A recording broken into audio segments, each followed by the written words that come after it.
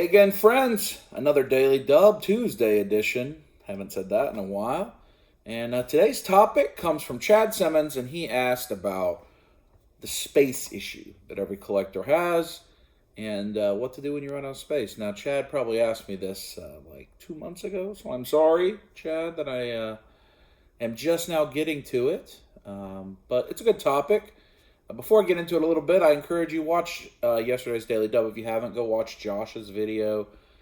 Go to all the channels that you enjoy and leave a positive comment. Take 30 seconds out of your day and lift somebody up. It'd be good. Good thing to do. So, the space issue. An issue that I deal with frequently.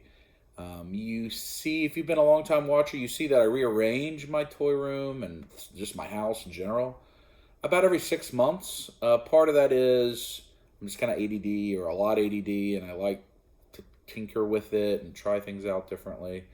But a lot of it also is space issue, right? Like, how many times have we filled up our shelves and said, wow, that's a great collection, and we know we have like 30 more things coming in the next 6 months. And you're going, oh, where am I going to put this stuff?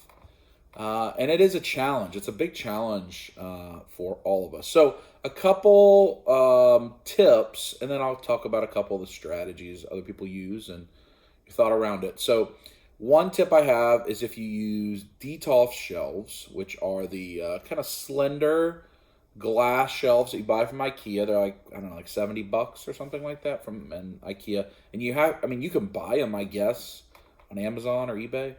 But they're IKEA, it's like a IKEA brand. IKEA is who makes them and sells them.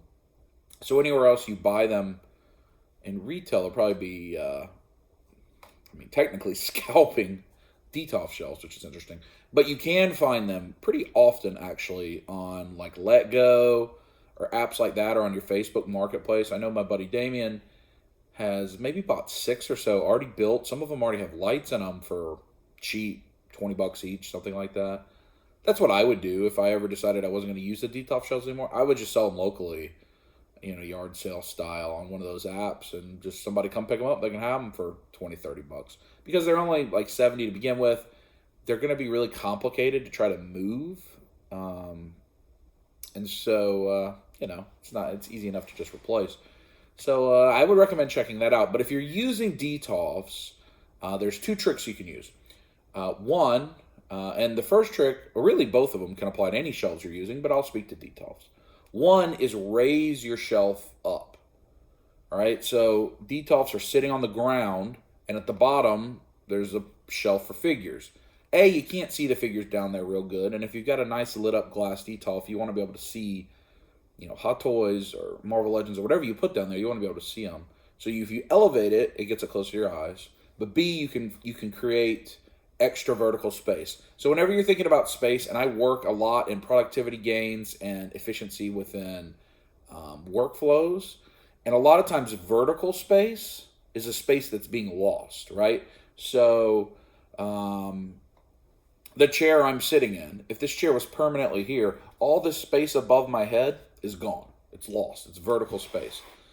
In New York City and Manhattan, people buy the air rights. That was the big thing that started to happen above all the theaters, so they could build the sky rises above the theaters or the hotels or whatever, because it's vertical space. Manhattan's a perfect example to think about vertical space. They can't build out. They've run out of room, so they build up. And you could do the same thing with your shelving. The IKEA Kallax are like these cube shelves. You've seen a lot of cube shelves probably, where you can slide like baskets or things like that in them. The IKEA Kallax, if you get a 4 cube Kallax, you can put 3 Detolfs on it. If you put 2 Kallax side by side, I have 7 going across it.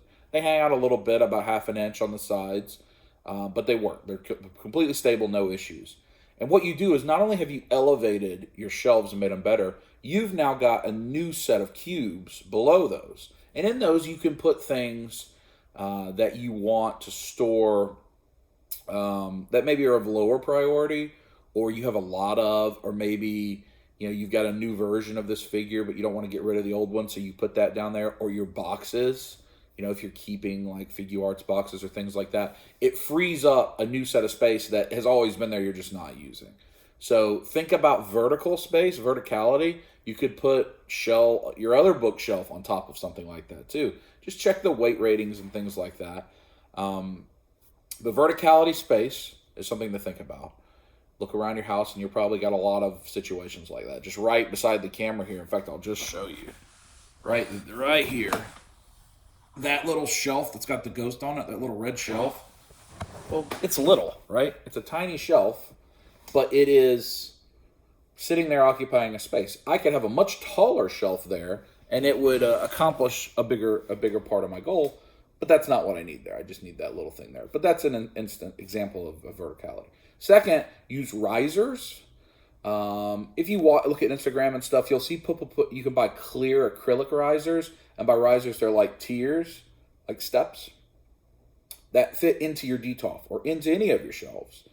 And by doing that, you're not going to necessarily like double or triple your space, but you might get 30 or 40% more space per shelf.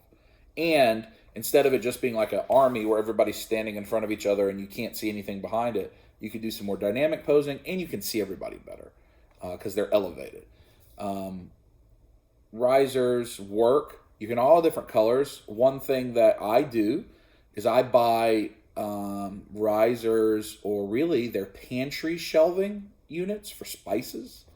They're the same thing, a little riser, but they're like white and have grip for the cans and bottles and stuff. And then we spray paint them black or spray paint them whatever color your shelves are, and they just seamlessly disappear, right? So like on a regular bookcase. And so I do those. I spray paint them black, and I put them in my Kallax cubes so that you can tier up, and I have like a lot of my Walking Dead McFarlane figures down there.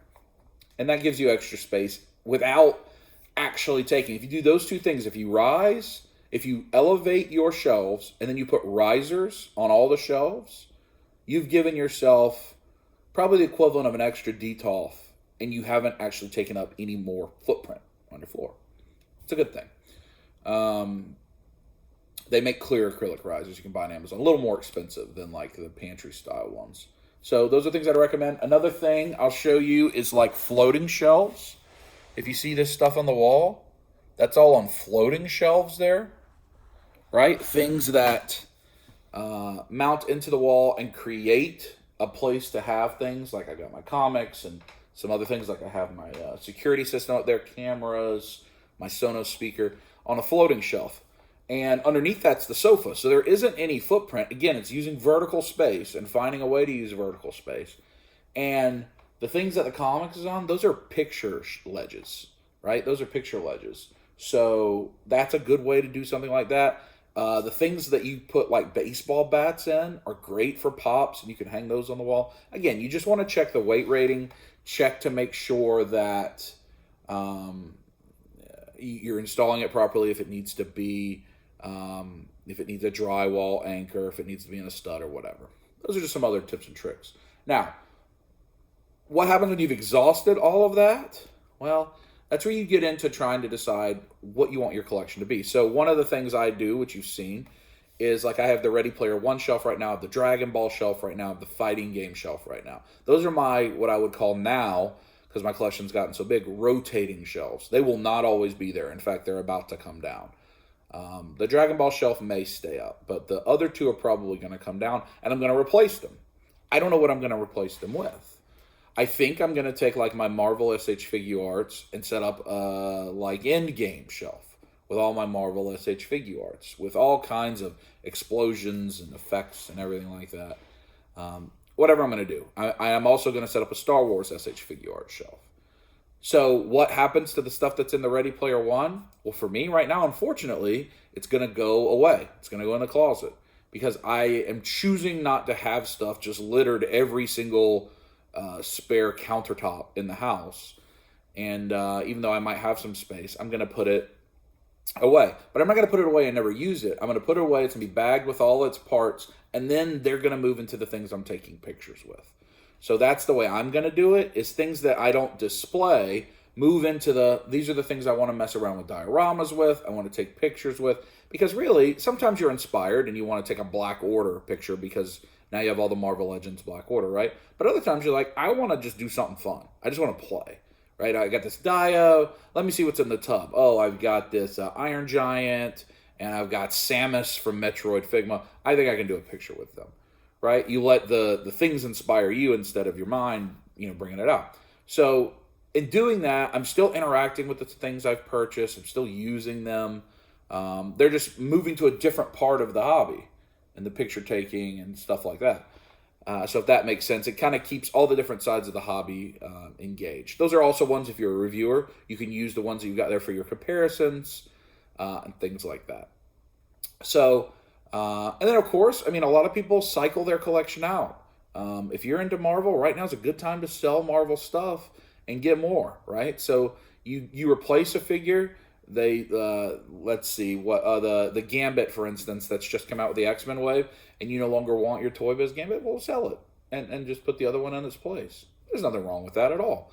First of all, there's no what makes a real collector or an official collector or anything like that. That's all arbitrary. However you want to collect is the right way for you to collect. So if you want to sell some things, fine. I would recommend, if you feel like selling it, that you put it in the tub and leave it in somewhere, the closet, the garage, or whatever, for a month, and make sure you don't miss it. If you don't miss it, sell it. It'll be good to go. For boxes, I have a rule. I don't keep mini boxes. I keep my 6-scale boxes. I keep some of my import boxes, basically only if it's an exclusive. And that's just because if I don't plan to sell that stuff, but if in dire need, I need to sell things, at least the highest valued items, the things I know are the hardest to find, I'll at least keep those. But they're in the attic now. They used to be in the garage. You saw the episode where we put it all in the attic. Once that attic is full, no. Then it's just not happening anymore. I'm not going to have boxes all over the house. So sometimes you got to make tough decisions. But what I will say is, if you find yourself constantly making space decisions on, I have boxes all over my house, I have figures I can't open, I have stuff all over the house, I think you're probably buying too much. And that has nothing to do with whether you can afford it. It's, can you space afford it? I think I've seen it a few times on comments of collection videos. The thing that is the most desirable for a collector is space. That's the most valuable resource you have. It's not the money to purchase the things. It is the space. And when you run out of space, it doesn't matter how good something is, you got to take it out. My older sister, Kim, she just did a big exercise of this. She had so much stuff, and she couldn't enjoy it, even though it was good stuff, because she didn't have space to display it all. So she had a great purge. She got rid of a lot of things, and she created the space, and here it is. So if she wants the new Funko Pop of Iron Man from Endgame, she gets rid of the Funko Pop of Iron Man from Infinity War. And if she doesn't like the Endgame one enough to get rid of the Infinity War one, she doesn't buy it. Or she has to find something else to get rid of, because there's a defined space, and that's all it's going to be, and she's not going to let her collection sprawl beyond that.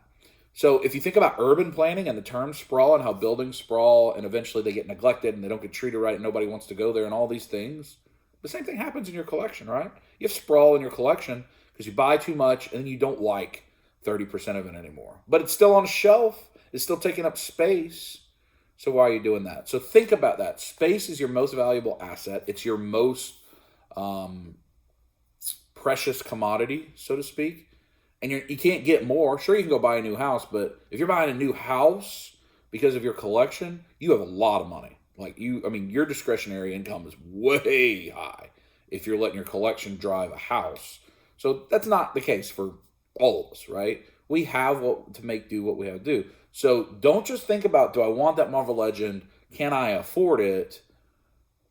Think about, can I afford it from a space perspective? And what does that mean? Because I'll tell you from my own very personal experience, when you have too much and it's weighing down on you, it makes none of it fun anymore. You feel overwhelmed. So something to think about. I hope that answers your question, Chad. Tomorrow will be a trailer. Thursday I'll be back with another Daily Dub. I had a great live stream last night. I might do another one today or some point this week. Let me know what you think. Anyway, have a great Tuesday, and I'll see you in the next one. Now, let's see. What if we do the DDP and squeeze it?